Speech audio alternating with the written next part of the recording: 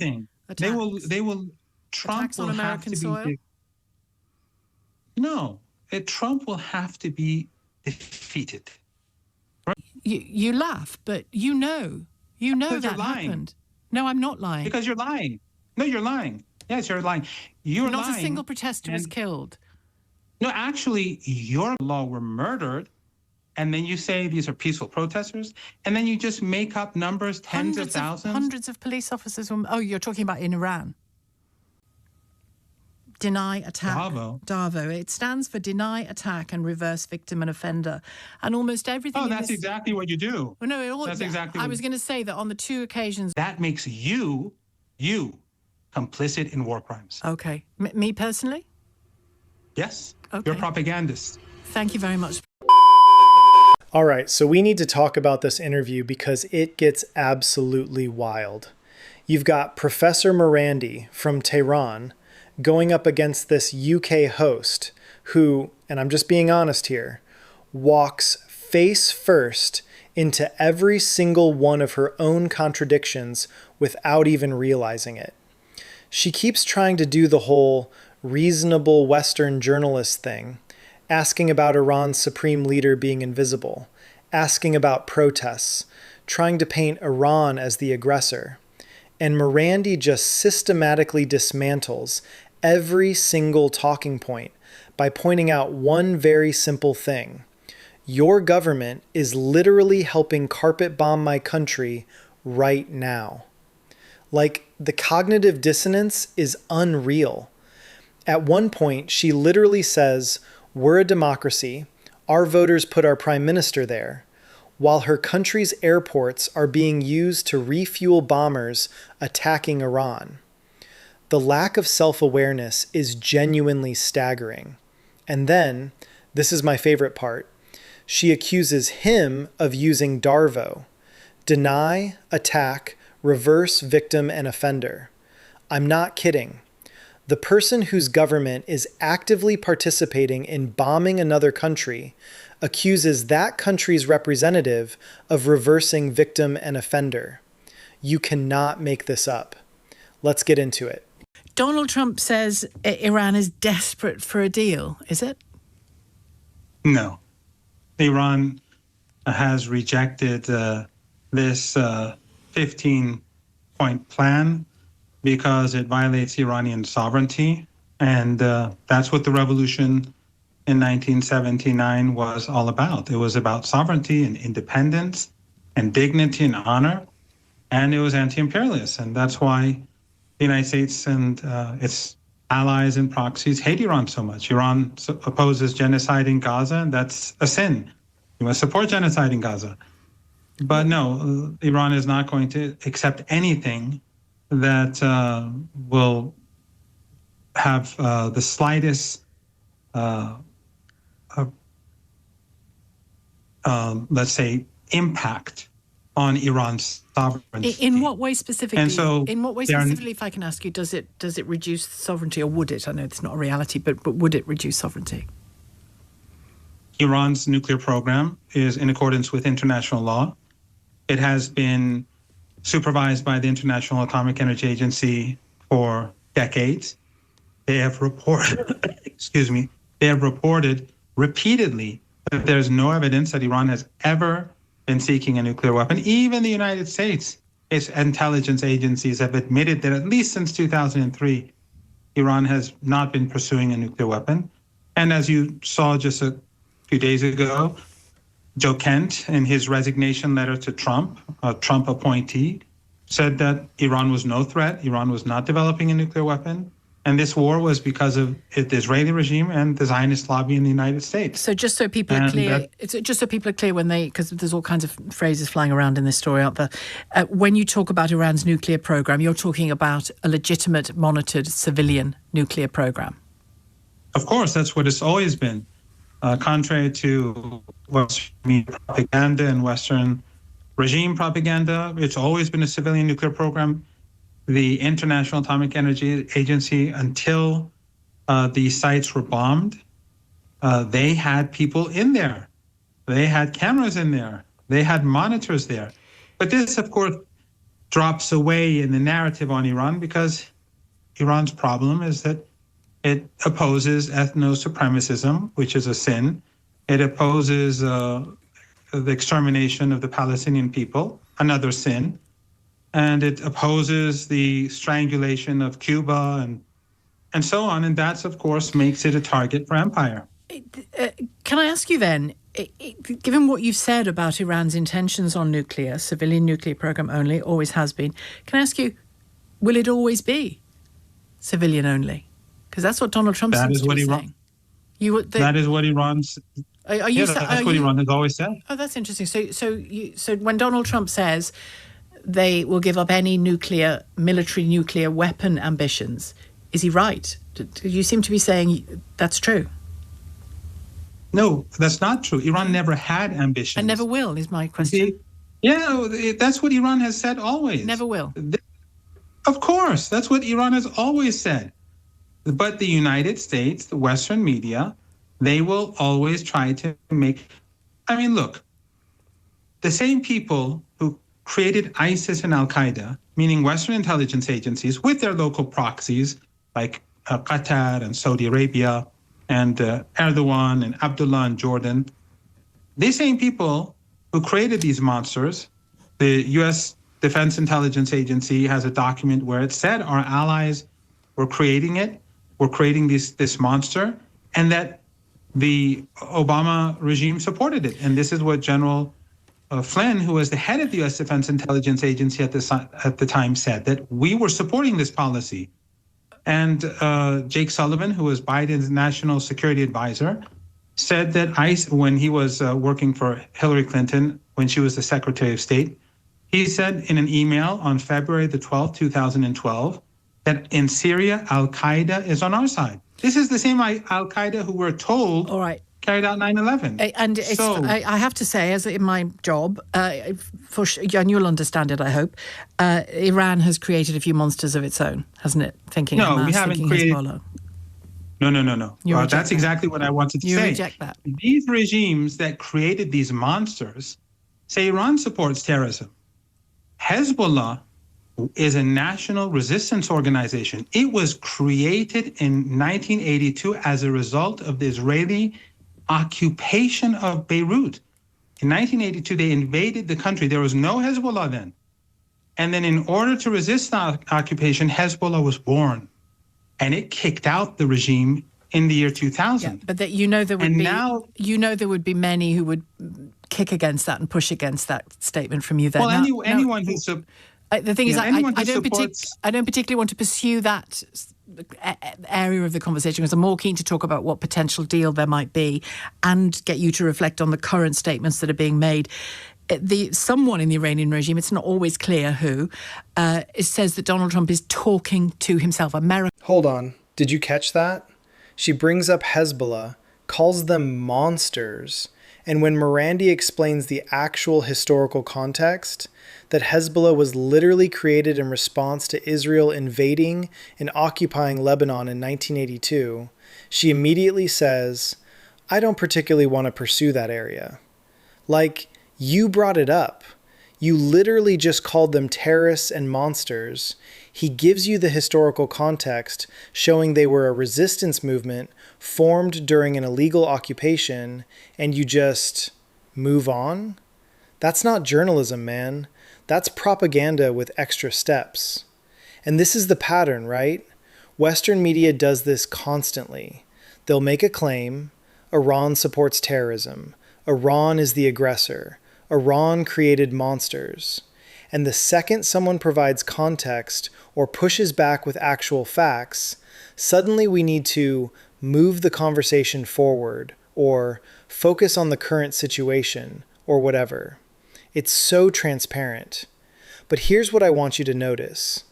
Marandi keeps bringing it back to the fundamental contradiction. The West accuses Iran of supporting terrorism, while the US literally created and funded ISIS and Al-Qaeda. And he's not making this up.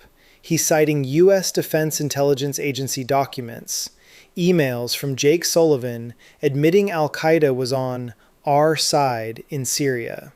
These are facts, like documented facts. But in Western media, we're not supposed to talk about that. We're supposed to pretend American foreign policy is somehow morally superior while we're literally arming and funding the same groups we claim are terrorists when it's convenient. And the host keeps trying to assert moral authority, our democracy, our values, our elections, while completely ignoring that her country is actively participating in bombing another sovereign nation. The airports in the UK are being used to arm B-52 bombers that are carpet bombing Tehran. And she just glosses right over that like it's a minor detail. Our government would push back against that, she says. Yeah, I'm sure they would. They'd probably also push back against the idea that they helped create the refugee crisis by destabilizing the entire Middle East and then complain about immigration. That's how this works. Let me know in the comments. Do you think she genuinely doesn't see the contradiction? Or is this just how Western media operates when the script gets flipped on them? To itself. What does that mean? I don't think anyone said America is talking to itself. They said Trump, because Trump is just making things up. He says, I'm negotiating with someone in Iran. Every moment he says something new. Do you accept that Pakistan is offering help with some kind of conversation? Or do you say that's not happening? No, what happened was that the Americans sent a message through Pakistan to Iran. That's it. I mean, we always have messages. It's been going on for 47 years. That's nothing new. But the message was not anything that was of any value to the Iranians. Iran, in this war, will make sure that it is not attacked again. Because we just had a war, a 12-day war, 9 months ago. How will it do that? It will defeat the enemy. It will make the United States pay a price to ensure that it never thinks about attacking Iran again. Ever. What's in your mind when you say the United States will pay a price? Is it Strait of Hormuz? Is it an economic price? Or it's everything. Attacks? They will. Trump attacks will on American soil? No, Trump will have to be defeated. Remember, this is clear. Just like easy to say. I'm asking you to give me a sense of what you mean. The United States, and the Israeli regime, with the help of these local despots in the Persian Gulf, who allowed them to use their territory to attack Iran, they have to be made to recognize that attacking Iran is no longer an option. How? We went through it by defeating them, by making them pay a price. Well, they are being bombed. They're being bombed day and night. They are. The Iranians are bombing their positions day and night. And so economic and military attacks. You were being told, and everyone was being told, that Iran would be defeated in a couple of days. After 3-4 days, they said Iranian missiles and drones are running out. They're running out of missiles and drones. There's nothing of this sort happening. The people in the United States are being lied to. Who is running Iran at the moment? Who leads the leader? In accordance with the Constitution, is Ayatollah Sayyid Mujtaba Khamenei. Is he alive? He's the commander. Of course he is. Where is he? He's the commander. He's protected. It's interesting because one of the most protected men on the planet is the President of the United States. Yet I see him every day on television. He goes to play golf. He socializes in America, highly protected, probably nobody more protected. And yet we still haven't seen the new leader, the new supreme leader of Iran. Why? Leaders need to be visible in war, don't they? Maybe it's because your country is attacking, your regime is attacking our country. Our country Your airports in the UK are used to arm B-52s. Maybe that may have something to do with it. I'm just guessing. Our government would push back against that and refuse. Carpet bomb Tehran? I'm sure you've heard, maybe your audience has, they carpet bomb Tehran. I'm asking you because you're democracies and all that, and you believe in human rights. I understand you want to. You bomb our people. I get it. You want to say what you want to say, but yeah, I will. But of course you will. That's why I've invited you on. But what I want to get clear is, in my mind, is surely at a time like this, a leader needs to be visible. And if he's not visible, and we saw this with the Soviet Union towards its end, where was the leader? Was that the real leader? It doesn't look like Brezhnev, doesn't look like so-and-so. What's going on? He can be visible, can't he? And be safe? No? Actually, I think your country is more like the collapsing Soviet Union. All right, but could you answer my question as to why he's invisible? And people here know exactly why he's protected, and they don't want him to be on the streets because they don't want your terrorist regimes to target him. And that's the smart thing to do. And when we defeat the Epstein regime and the Epstein class, why'd you call it that? Forced to back down. Why'd you call it that? Oh, well, of course, because that's the class that controls your societies. That's the class that engages in war after war after war. Your endless wars, which are making your own people poor and which force people out of desperation to leave their countries and to come to yours. Well, can I and just, then you have, all right, let me. It's your own doing. It's the doing of your own regimes. All right, your characterization of our government, let's focus on the UK, if I may, because I'm a UK presenter. Your characterization is so far from what is the truth here. I am currently in a country whose Prime Minister used to be the Director of Public Prosecutions, came from an ordinary working class home, and is now the Prime Minister. We, the voters, put him there. We, the voters, may or may not remove him from there in the next few years. And that process will be repeated. No, let me finish. No, that's not how it works in your country. Let me finish. Your country Please allow me to finish. Allow me to finish, if I may, and I will let you come back, media. of course. Allow me to finish. Well, they certainly don't own this bit of the media that I'm speaking to you on, so can you and I just keep it civil and speak to each other directly? I'm not bombing you. You talk about the moral character of our country and the West. Iran massacred thousands of its own population in January. We don't know the exact figure, but the reports suggest tens of thousands. You laugh, but you know that happened. No, I'm not lying. Because you're lying. No, you're lying. Yes, you're lying. You're not lying. A single protester was killed. No, actually, your government helped kill them because your government is a part of a coalition that brings weapons into our countries, brings weapons into Iran. Go and look at the report by the Israeli regime's own Channel 14 News. They said that foreign intelligence agencies brought in the weapons that caused the armed insurrection. I'm not saying it. They're saying it. Do you know what you've done? I'm not saying your own Israeli allies are saying it. So in the 3,117 people were killed. They all have their data. Their IDs have all been declared. Well, if you have any extra names to add, give them to me, and we'll see if they exist or not. And then these people died as a result of an armed insurrection. In the United States, a woman was moving her car to the right. I saw it. And they shot her in the face in the United States and said it was justified because she wasn't turning to the right. She wasn't sitting. Oh, listen. You're not very good at listening, are you? We had this problem last time. Yeah, you said you made a conversation involves two people. It really does. And it's an interview. Sometimes it's a conversation. Sometimes people yield to allow the other person to come in on a point they've made. Okay, this is where it completely falls apart for her. She accuses him, the guy from the country currently being bombed, of not listening. You're not very good at listening, are you? We had this problem last time. And then she does this whole lecture about how conversations are like a dance and people need to yield to each other. Meanwhile, she's been interrupting him the entire interview to insert Western talking points. And here's the thing. Marandi calls it out perfectly. This is your show. You invited me to give an alternative perspective. Yeah, exactly.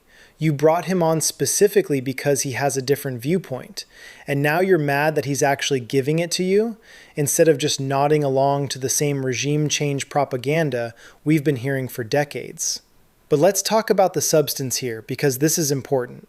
She brings up the protests in Iran from January and claims tens of thousands were killed. Marandi immediately pushes back and says not a single peaceful protester was killed. The people who died were part of an armed insurrection that murdered hundreds of police officers. And he points out that foreign intelligence agencies, including Israeli media, admitted they were smuggling weapons into Iran to fuel that insurrection. Now, whether you believe his version or hers, here's what's undeniable. Western media consistently does this thing where they take any unrest in countries we don't like and immediately frame it as peaceful protesters being massacred by the evil regime. Meanwhile, in our own countries, if someone throws a brick at a cop during a protest, it's a riot, it's domestic terrorism, it's an insurrection. Remember January 6th? One person got shot trying to break into the Capitol, and half the country, rightfully, called it an attack on democracy. But when similar violence happens in Iran, suddenly it's freedom fighters and pro-democracy movements. The double standard is insane. And Marandi hammers this point. He brings up the woman in the US who was shot in the face during a traffic stop, points out that police killings in America barely make the news anymore because they're so routine. And the host just tries to pivot. She doesn't want to engage with the comparison because it destroys the narrative. And then, and this is genuinely incredible, she accuses him of using DARVO. Deny, attack, reverse victim and offender. She says this while her country is actively helping bomb his country. Let that sink in for a second. The representative from the country doing the bombing accuses the representative from the country being bombed of reversing victim and offender. The lack of self-awareness is genuinely breathtaking. This is the problem with Western exceptionalism. We've convinced ourselves that our violence is always justified, always defensive, always in the name of freedom and democracy. But when other countries resist our aggression, when they fight back against our invasions and coups and sanctions, suddenly they're the aggressors. Suddenly they're the terrorists. Suddenly they're the ones violating international norms. Marandi's final point is the one that really matters. Your regime is aiding the United States in carpet bombing our country. And as you do that, you try to say that Iran kills tens of thousands of people and rapes people. Why? Because you want to legitimize the rape of the nation. You want to legitimize aggression. That's it. That's the whole game.